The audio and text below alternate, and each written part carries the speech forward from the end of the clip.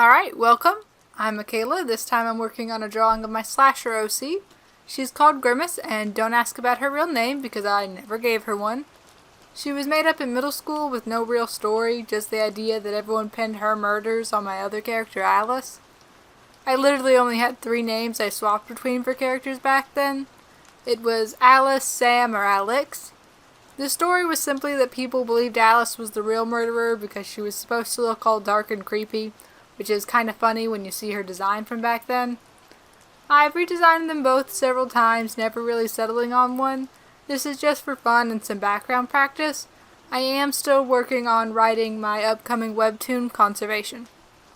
Anyway, you can see I used both a photo reference and one of Clip Studio's models, like the last drawing I did of Amber. I did record how I posed the model, however I cut it out for brevity. The video just flows better without it, in my personal opinion. I also cut out when I pulled up the concept art I was using as a reference for the same reason. If you want to see it, it's on my Instagram. There are a few variations of her on it. Obviously this one's my favorite, but I did almost pick another version. It was a close call. Some of her other designs were a bit creepier, but I felt like this one fits her personality better. Grimace is a bit of a loudmouth and would 100% try to get someone to laugh before she kills them.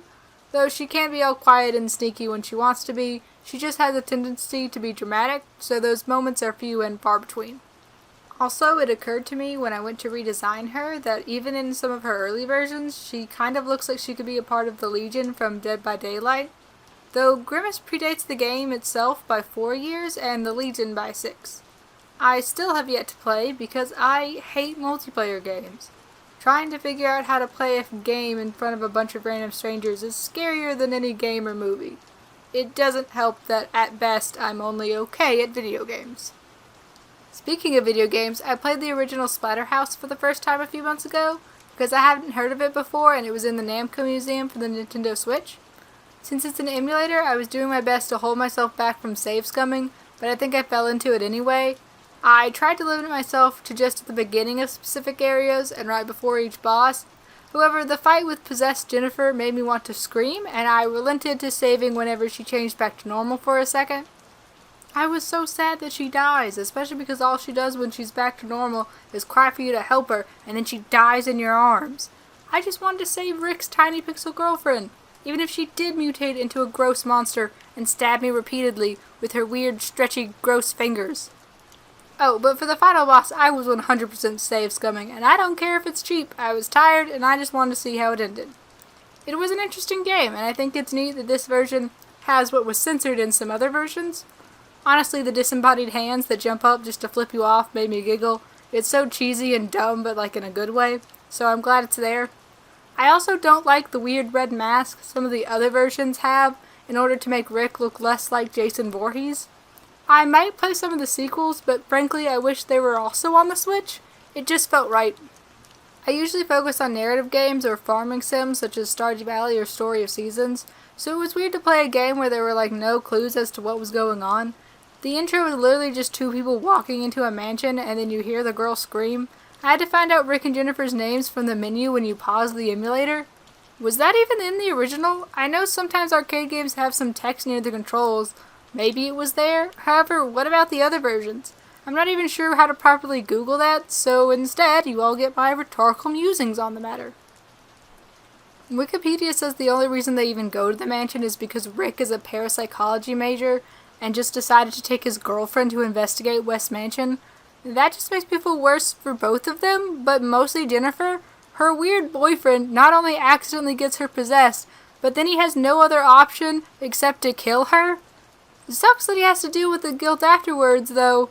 But I wonder how conscious Jennifer was during all this. Like, I know she was a creepy monster, but still. Oh, random little art tip for beginners. Characters look more grounded into the scene if they're interacting with part of the scenery. Obviously, it's not a rule, but it does make things a lot easier when you're just starting out. I like to keep that in mind when thinking of new ideas since I still have issues with my characters seeming tacked on. That's why you'll see she's not only climbing in through the window, but also moving the curtain out of the way. I also wanted to make sure Grimace looked like she was just very cheery that she was sneaking in without anyone noticing her. I've been fighting with the urge to give her a backstory. I liked how in the movie Hush, we have no idea who the killer credited as the man is, and that sort of mystery can work well and be really scary. However, it's not necessarily how I like to write. If I set up a mystery, I want the audience to see how it's solved. I know it doesn't matter if I do or don't because the story will probably never exist. This video is honestly just tangent central at this point, but settling on a topic for this video was a nightmare, because when I do finally do the redraw of my slasher lineup, I want to have all my slasher related thoughts dumped into that video, so there's no real topic here, just vaguely horror based word soup. Half the time on YouTube I just listen while I work on something else anyway, so if you don't like my soup, just mute and find some cool music or something to listen to.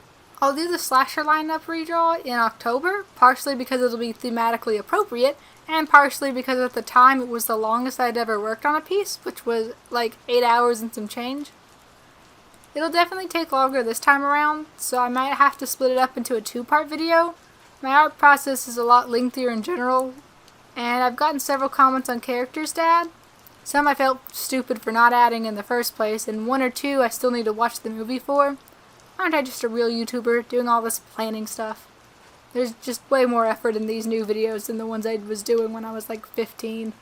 Another horror adjacent subject is that I've been trying to get into doing pixel art, which doesn't technically sound like it fits, but the first drawing I did was of my character Sarah in a haunted hallway. She's another old OC that'll never get a full story, even if I originally planned to make her into a game. I do have the main idea of it, so I might as well tell you all. I know it's very cliche, but after a hospital stay where Sarah dies for a moment, she is possessed by Cade, a literal murderer who is fully dead. After waking up, her parents notice the signs of possession and give Sarah her mother's necklace. This family heirloom is the only thing that keeps Cade in check, but Sarah can still hear him. She is disoriented and confused. Not only are ghosts real, but her family knew about it and kept it from her. After visiting hours end, her parents said they'll be back to pick her up soon, and mentioned that they need to visit her maternal grandparents. Unfortunately, they never return, and Sarah decides to head out on her own. Due to her lineage, Cade is stuck to Sarah and unable to possess anyone else. He obviously would like a host that doesn't have a magic necklace to keep him contained, and she, like most people, would prefer not to be possessed at all. Back when I was super into the idea, I worked a lot on their dynamic. I wanted them to both be at odds with each other fundamentally, but still have similarities that would go well with the fact that they have to learn to work together to get what they want. Sarah is rather reserved and level-headed and would have been useful for solving puzzles and for interacting with most people. Cade would have been useful for interacting with ghosts, brute strength actions, and being 100% down with killing people if need be. They can both be a bit sassy, even if Sarah's is more dry with a sort of tiredness to it, and Cade is more mean-spirited. I think it would be neat to have some of their differences rub off on each other as the story goes on.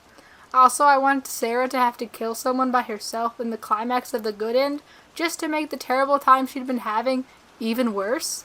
Honestly, I love their idea, but again, I won't be working on it because 1, games are hard to merc and I am a single person. 2, having the player switch between the 2 characters by taking off a necklace feels like a rip-off of the second Clock Tower game. And 3, like I said at the beginning, I'm working on writing Conservation, a mystery fantasy webtoon. Completely differently, I recreated Sailor Moon's bedroom from the remake Crystal as an isometric pixel room as well. It's very cute. I just started rewatching the original with my nephew, and I plan to pick up Crystal when I get to the end. I've watched the first season of the original before, and then I watched the first 3 episodes of Crystal as it came out. I don't remember why I stopped watching Crystal, though I stopped watching the original because this was back when the best way to watch anime was each episode split into 3 parts on YouTube. This time I'm watching the new dub, and I'm doing it the legal way too, since I already have Hulu. It's funny how quickly my brain will switch from horror movies and games to magical girl anime, so it's weird how I'm not a fan of most of the dark or magical girl shows. Madoka was okay, but I only watched the series and not the movies. It didn't really hold my interest enough to keep going. I liked quite a bit of Yuki Yuna as a hero, even if how they handle disability is pretty sucky, but the ending just made me mad. Similarly, I loved the first season of Symphogear, and then I got to the last episode, and hated it and refused to continue with the series.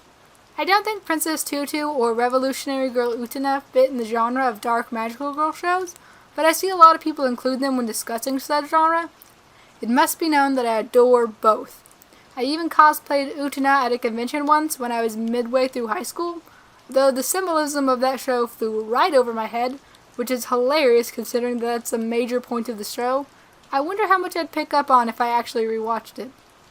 Alright, that's all the word soup I have left. I upload on the 1st and 15th of every month, so if you like this video and want to stick around, please subscribe or leave a like and comment for this strange and horrific thing called the YouTube algorithm.